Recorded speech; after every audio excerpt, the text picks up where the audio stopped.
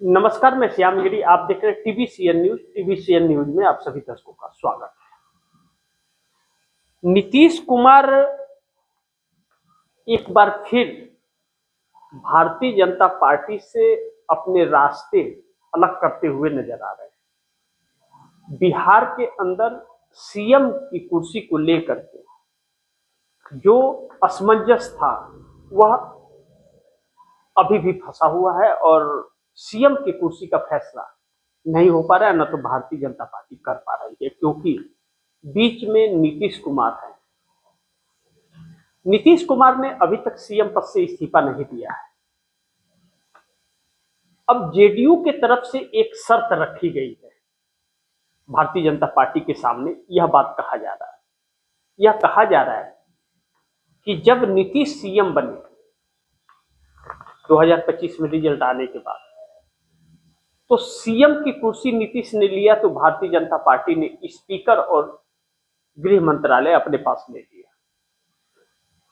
अब अगर भारतीय जनता पार्टी को सीएम बनाना है तो गृह मंत्रालय और स्पीकर की कुर्सी छोड़नी पड़ेगी।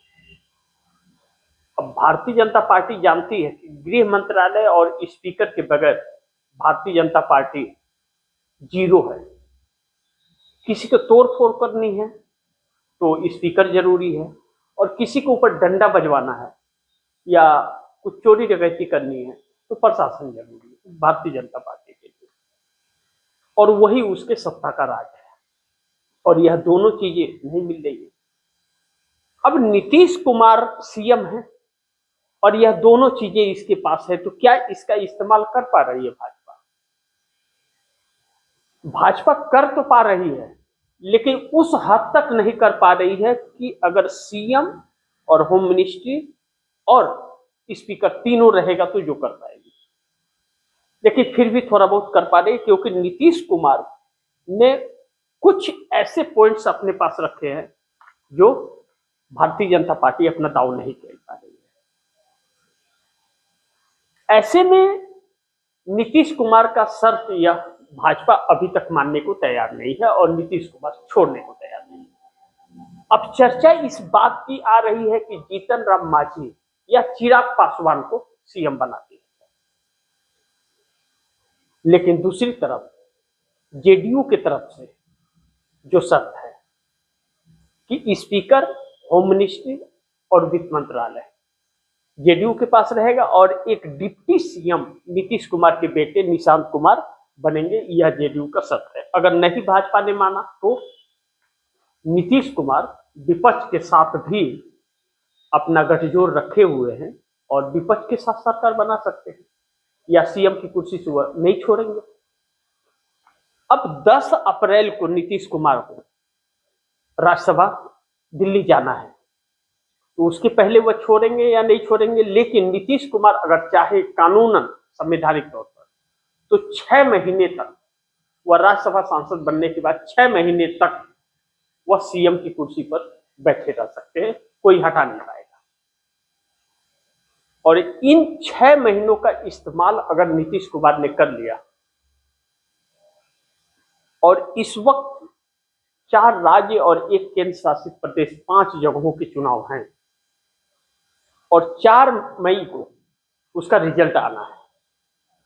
इस बीच अगर चुनाव भारतीय जनता पार्टी हार गई तो नीतीश सीएम की कुर्सी भी नहीं छोड़ेंगे और सत्ता भी भाजपा के हाथ से जाने के लिए केंद्र में माहौल बन जाएगा। अब भारतीय जनता पार्टी कैसे रिस्क लेगी यह तो आने वाला वक्त बताएगा, लेकिन नीतीश कुमार ने पेच फंसा दिया है दो तरफ से। नीतीश कुमार के पास इस वक्त प्लस पॉइंट जो है वह यह है कि नीतीश कुमार के जो 12 सांसद नरेंद्र मोदी सरकार को समर्थन कर रहे हैं, उसमें से कुछ सांसद भारतीय जनता पार्टी के गोद में बैठ गए थे, जैसे ललन सिंह की लगातार बातचीत होती थी।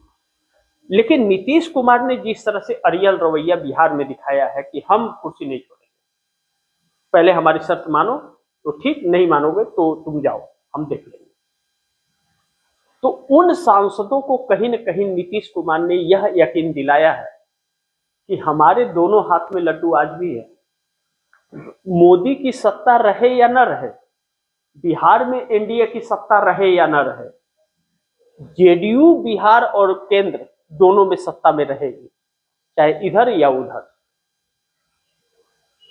अब इस बात पर सहमति जेडीयू के अंदर है, जो नरेंद्र मोदी बैकफुट पर आकर के खड़े हो गए, भाजपा बैकफुट पर आ गई। यहीं पर मोदी और शाह की सारी चाणक्य नीति खत्म हो जा रही है।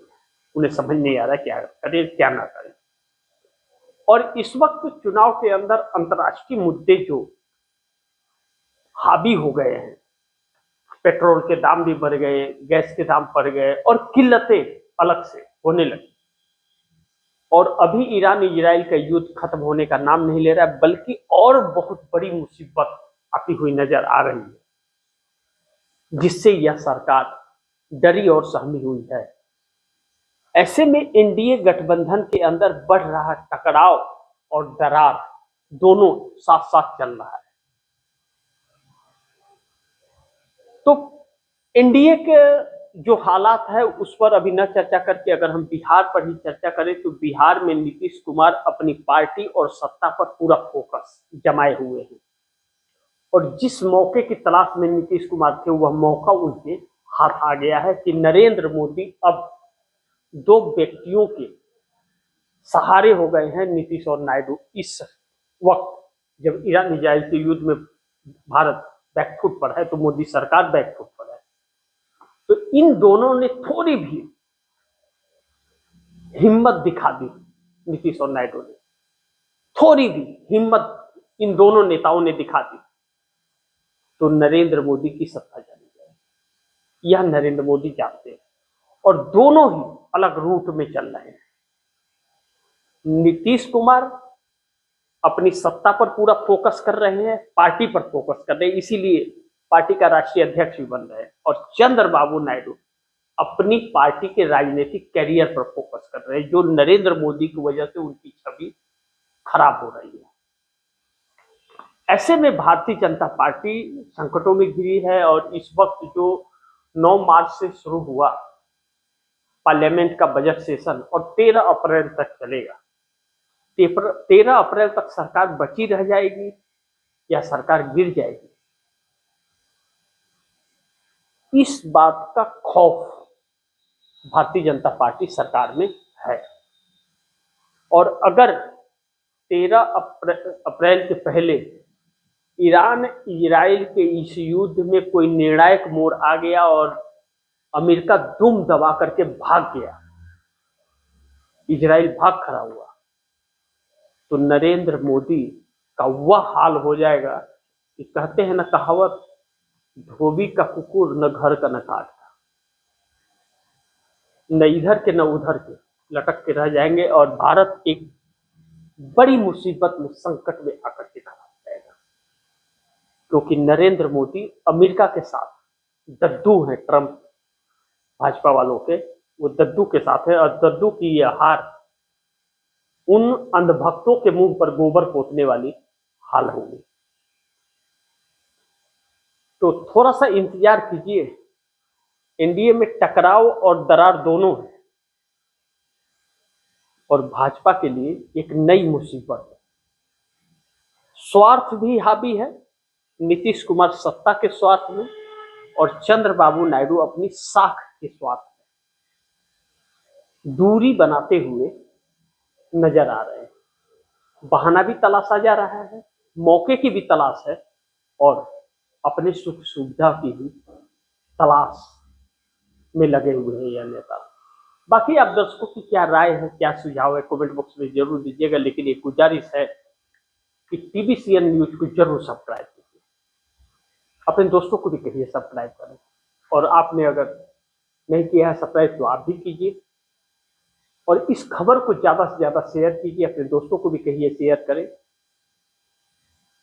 और खबरों पर नजर बनाए रखिए, क्योंकि अब माहौल बदल रहा है। तो मिलते हैं अगली खबर के साथ, तब तक के लिए नमस्कार।